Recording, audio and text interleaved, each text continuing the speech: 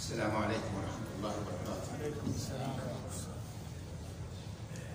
الحمد لله وكفى وسلام على عباده الذين اصطفى، ونصلي ونسلم على النبي المجتبى صلى الله عليه وسلم وعلى من سار على دربه واقتفى.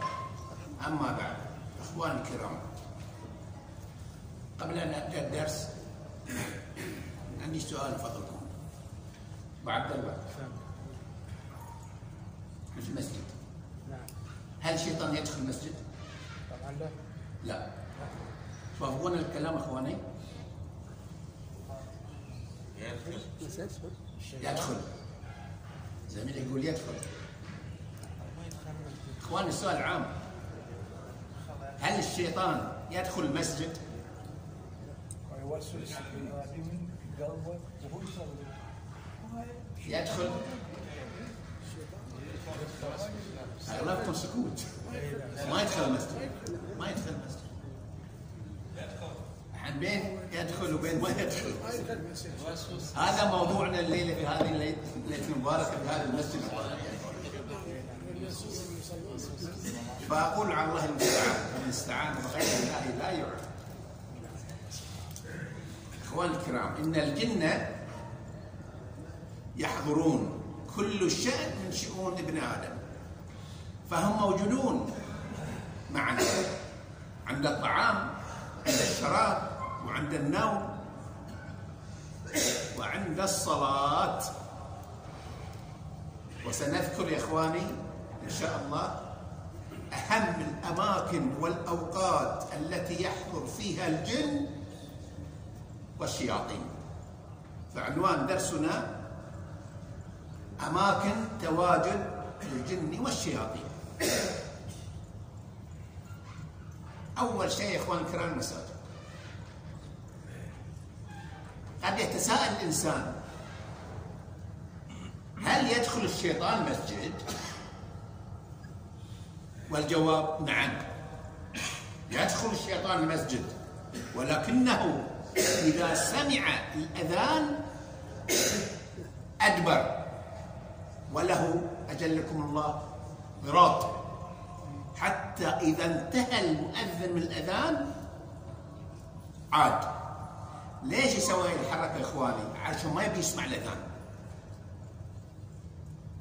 وفي الحديث عن أبي الدرداء رضي الله عنه وارضاه قال: قام رسول الله صلى الله عليه وسلم فسمعناه يقول: أعوذ بالله منك، ثم قال: ألعنك بلعنة الله 3 مرات، 3، وبسط يده وكأنه يتناول شيئا.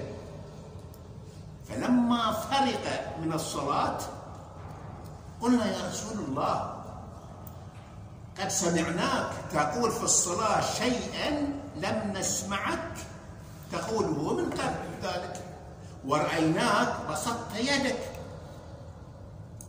قال: إن عدو الله إبليس جاء بشهاب من نار ليجعله في وجهي، فقلت: أعوذ بالله منك 3 مرات، ثم قلت: ألعنك بلعنة الله التامة، فلم يستأخر. فردد عليه النبي صلى الله عليه وسلم 3 مرات ولم يستأخر. ثم أردت أن آخذه، ولولا دعوة أخينا سليمان لأصبح موثقا يلعب به ولدان أهل المدينة. رواه الإمام مسلم في صحيحه. وذكر القاضي عياض رحمه الله أن الشيطان تعرض للنبي صلى الله عليه وسلم في صورة هر.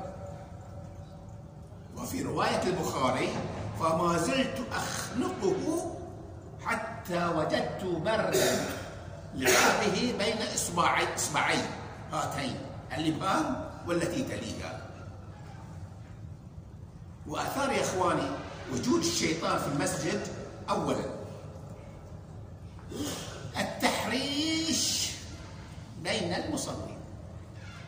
مو عندكم في جميع المساجد، مو بس البحرين، في جميع العالم، دول العالم، يحرش بين المصلين. فجاء عن جابر رضي الله عنه قال: قال رسول الله صلى الله عليه وسلم: إن الشيطان قد يئس أن يعبده المصلون في جزيرة العرب، ولكن في التحريش بينهم. رواه الإمام مسلم في صحيحه. فمن مظاهر دخول الشيطان إلى المسجد الخلافات التي تحصل في المساجد، يعني ناس يتدخلون، وتدخل كثير من الناس فيما لا يعنيهم. ليش يا إخواني؟ لأن الشيطان يعني يا إخواني شوفوا ليش هو يحرش؟ ليش؟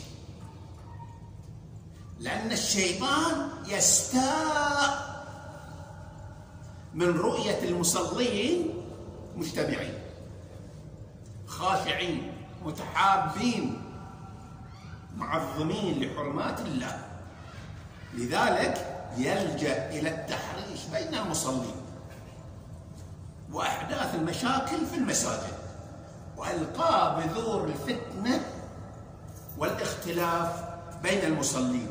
ليش يا إخواني؟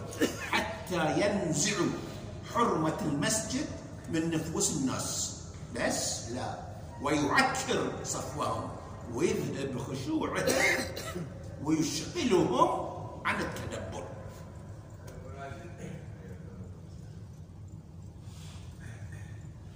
كذلك يا إخواني من آثار وجود الشيطان في المساجد السهو في الصلاة. فعن أبي هريرة رضي الله عنه وارضاه قال: قال رسول الله صلى الله عليه وسلم: إذا نودي بالصلاة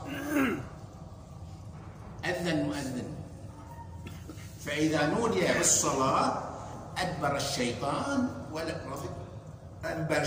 وله مضراب حتى لا يسمع الأذان، فإذا قضي الأذان أقبل، فإذا ثوب بها الصلاة يعني أقيمت الصلاة، فإذا ثوب بها أدبر، فإذا قضي التثويب يعني انتهى المؤذن من إقامة الصلاة أقبل حتى يخطر بين المرء ونفسه، يقول: اذكر كذا وكذا، ما لم يكن يذكر، حتى يظل الرجل ما يدري كم صلى. متفق عليه. تحدث يا اخوان الكرام وياكم ولا ما تحدث؟ انت ناسي شيء، حاول تتذكر. في الصلاة تقول الله أكبر، ياك هاي الشيطان يا اخوان شو اسمه؟ خنزب، خاص بس يا اخواني حق الصلاة في المسجد والتحريش بين الناس. أتذكر يا إخواني زمان يوم السيارة تشتغل بالسويتش والهندل، تشوف الواحد يا إخواني لما يدش المسجد ويصلي يقول الله أكبر، يقول له ترى أنت خلي سيارتك تشتغل. فهو إلا إراديا يطق على شنو؟ على مخباته، يشوف السويتش فيها ولا ما فيها. لهالدرجة يا إخواني. فيلبس عليه حتى لا يدري كم صلى، فإذا وجد ذلك أحدكم زيد فليسجد سجدتين وهو جالس. رواه الإمام الترمذي. فيشرع سجود السهو في الصلاة. ليش يا إخواني؟ لجبر الخلل. ومن مظاهر وجود الشيطان في المسجد في الخلل في الصفوف. جاء من حديث أنس رضي الله عنه وارضاه أن نبي الله صلى الله عليه وسلم قال: رصوا صفوفكم وقاربوا بينها وحاذوا بالأعناق، فوالذي نفس محمد بيده أني لأرى الشياطين تدخل من خلل الصف كأنها الحذف. والحذف يا إخواني هي أولاد الضأن الصغار. فالشيطان في المسجد إذا رأى صفا فيه فرجة أو خلة وقف فيها ودخل في الصف علشان يوشوش على المصلي ويوسوس له. وقد رأى النبي صلى الله عليه وسلم الشياطين في الفرج كأنها صغار القلم الأسود. وقد يتساءل سائل: كيف يرى النبي صلى الله عليه وسلم الصف من خلفه؟ والجواب على ذلك إن من خصائص النبي صلى الله عليه وسلم أن يرى ما خلفه كما يرى من أمامه. ومن مظاهر وجود الشيطان في المسجد الالتفات في الصلاة، وهي من مظاهر وجود الشيطان في المسجد أيضا الالتفات في الصلاة. ولذلك يكره للإنسان أن يلتفت في الصلاة لمنافاة ذلك الخشوع والإقبال على الله. وفي الحديث عن أمنا أم المؤمنين عائشة رضي الله عنها وارضاها عن أبيها قالت: سألت النبي صلى الله عليه وسلم عن الالتفات في الصلاة فقال: اختلاس يختلسه الشيطان من الصلاة. رواه الإمام النسائي. وجاء في الجامع الصحيح والترمذي وعند الترمذي كذلك إن الله أمر يحيى بن زكريا عليه الصلاة والسلام ب5 كلمات أن يعمل بها ويأمر بني إسرائيل أن يعملوا بها. وفيه أن الله أمركم بالصلاة فإذا صليتم فلا تلتفتوا فإن الله ينصب وجهه لوجه عبده في صلاته ما لم يلتفت. ومن مظاهر وجود الشيطان في المساجد عند قراءة القرآن. ويظهر أثر الشيطان في المسجد من خلال التشويش على القارئ وتشتيت أفكاره بالوسوسة ونحوها. أنت تقرأ القرآن يا أخي، تقرأ القرآن، لكن أنت قاعد تفكر في أشياء ثانية. أليس كذلك يا إخواني؟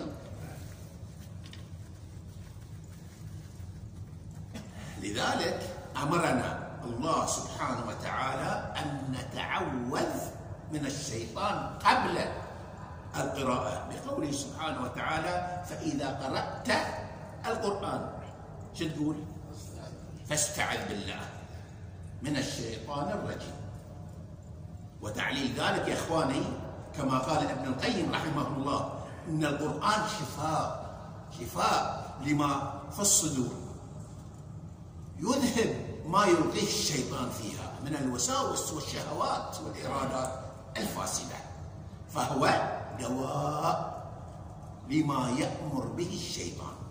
الشيطان يوسوس لك، فالقرآن هذه دواء لما يوسوس لك الشيطان.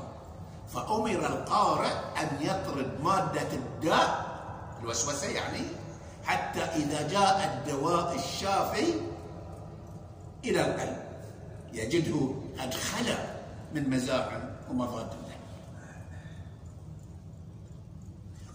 ومن الأماكن يا إخواني ومن الأماكن التي يتواجد فيها الشيطان، نحن انتهينا من المساجد،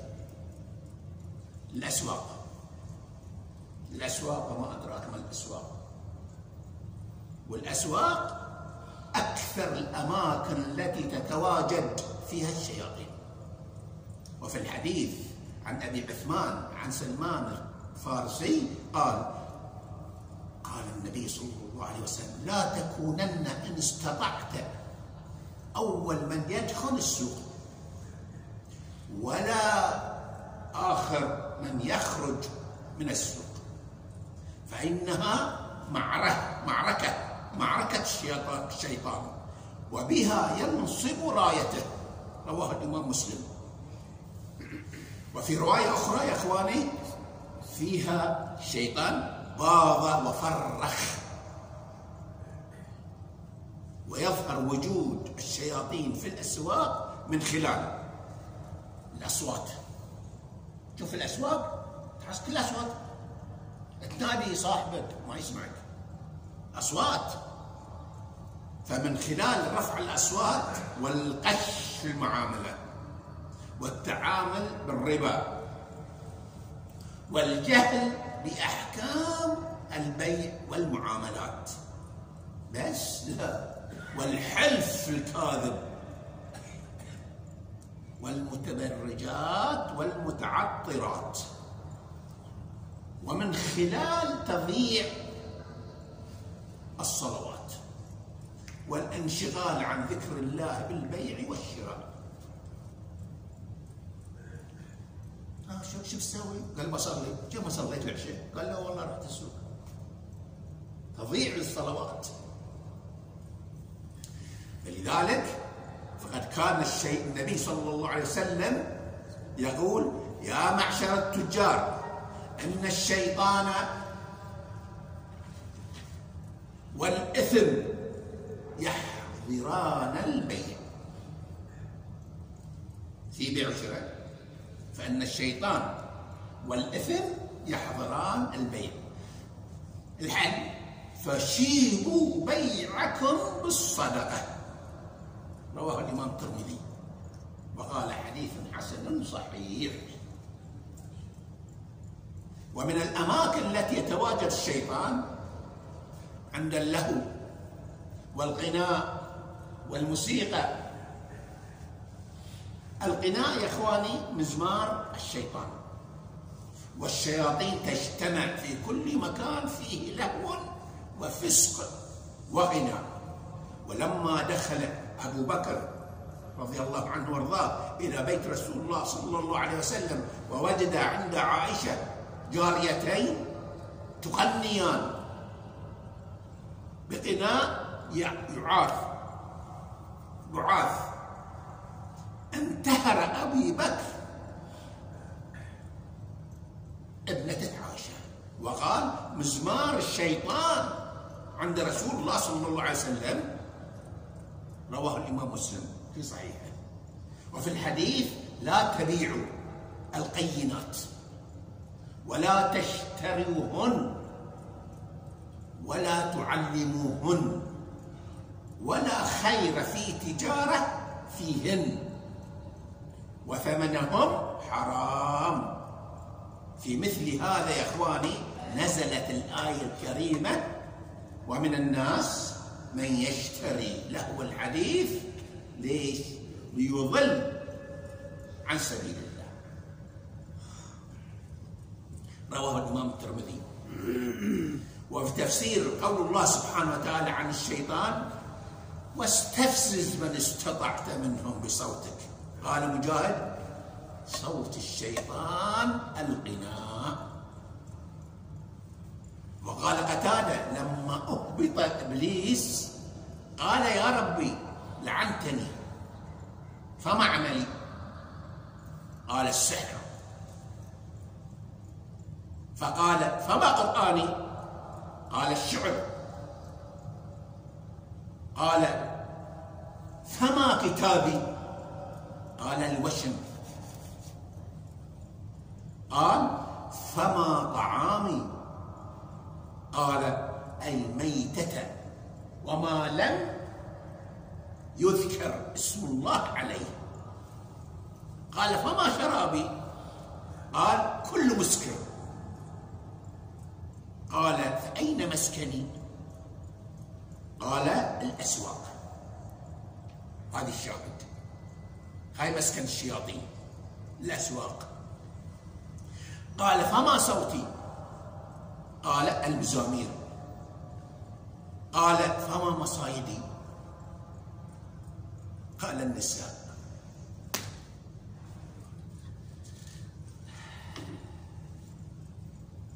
ومن الأماكن يا إخواني التي يتواجد فيه الشيطان عند الطعام والشراب، وكذلك يحضر الشيطان طعام الإنسان، حيث جاء في الحديث عن جابر رضي الله عنه وأرضاه أن رسول الله صلى الله عليه وسلم قال أن الشيطان يحضر أحدكم عند كل شيء شأنه، حتى يحضر عند طعامه، فإذا سقطت لقمة أحدكم فليأخذها وليمط ما كان بها من أذى وليأكلها، ولا يدعها للشيطان، فإذا فرغ من أكله فليلعق أصابعه، فإنه لا يدري في أي طعام تكون البركة.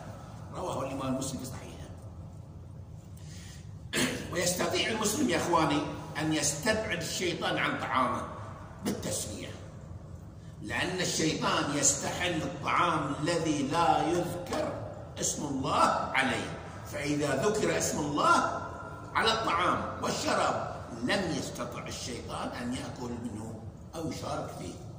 وكثير من الناس يا إخواني يخطأ عندما يأكل أو يشرب، شو يقول؟ بسم الله الرحمن الرحيم. شفتوا شلون؟ خطأ. بسم الله، بسم الله بس. بسم الله الرحمن الرحيم هي اللي تفصل السورة عن سورة.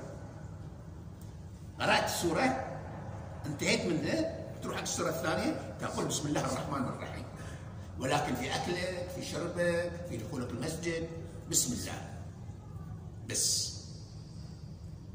وعند الشراب فالشيطان يحضر أيضا شرب الإنسان ويشاركه فيه إذا خالف السنة، كأن شرب بدون تسمية أو شرب قائما. فعن أبي هريرة رضي الله عنه وأرضاه عن النبي صلى الله عليه وسلم، النبي رأى رجلا يشرب قائما فقال له: قل. فقال الرجل: لما؟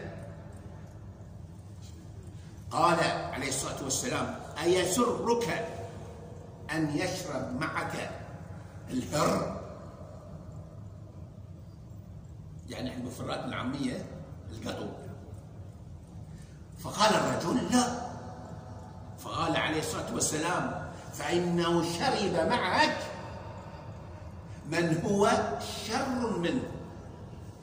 شر من القطو، هاي شر من الهر، إنه الشيطان. رواه الإمام أحمد في مسنده. وكذلك يأتي الشيطان يا إخواني عند نومك، ويحضر الشيطان للإنسان عند النوم ويعقد على رأسه 3 عقد. ففي الحديث عن أبي هريرة رضي الله عنه وارضاه قال: قال رسول الله صلى الله عليه وسلم: يعقد الشيطان على قافية رأس أحدكم إذا هو نام 3 عقد، يضرب على كل عقدة مكانها: عليك ليل طويل فارقد. فإذا استيقظ وذكر الله انحلت عقدة، فإن توضأ انحلت عقدة، فإذا صلى انحلت عقدها كلها، فأصبح نشيطا طيب النفس. وإلا يا إخواني، وإلا أصبح خبيث النفس كسلان. متفق عليه. لما تسمع يا أخي المبارك متفق عليه، يعني الحديث عن الإمام مسلم والإمام البخاري. وقد علمنا رسول الله صلى الله عليه وسلم كيف نطرد الشيطان من البيت حتى لا يشاركنا طعامنا وشرابنا وشهوتنا، حتى في الشهوة يأتيك، ولا يعقد على قافيتنا أثناء النوم. فقال عليه الصلاة والسلام: إذا دخل الرجل بيته فذكر الله تعالى عند دخوله وعند طعامه، قال الشيطان: لا مبيت لكم ولا عشاء. وإذا لم يذكر الله، ايش قال الشيطان؟ حصلت المبيت اليوم الليلة، حصلت العشاء. أتذكر يا إخواني يعني في الخمسينات الستينات حتى السبعينات، أبهاتنا أو جداننا والله نعرف أنه بيدش البيت قبل لا يدش البيت، قبل لا يدش البيت لا إله إلا الله. أليس كذلك يا إخواني؟ لحين ما دش البيت بس نسمع صوته، وإحنا الحين الله المستعان. الحديث يا إخواني عن أماكن الشيطان لم ينتهي، له تكملة إن شاء الله. فإذا الله أبقاني معاكم للأسبوع القادم نكمل ما بدأنا. هذا والله تعالى أعلى وأعلم، وصلى اللهم على سيدنا محمد وعلى آله وصحبه أجمعين.